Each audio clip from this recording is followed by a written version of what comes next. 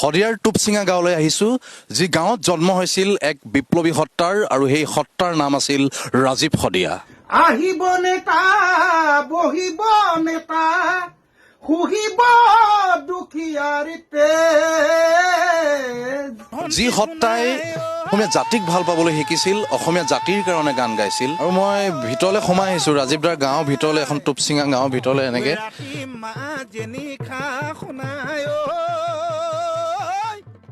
অ নালাগে আহিব, অ মোৰ সোণাই পিতায়ে পাব যে দেখি। দলংখন যেতিয়া হোৱা নাছিলে তেতিয়া আপুনি তিনিচুকীয়া গৈ পাইছিলে? নাপোৱা খেলি দুটালি ডাঙৰ দীঘল হৈ যেতিয়া গান গাব পৰা হৈ গ'ল, ওলাই গ'ল আৰু বাহিৰলৈ।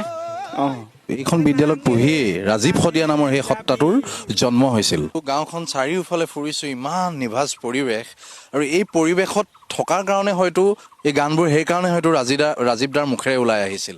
মোৰ ধন্তি শুনাই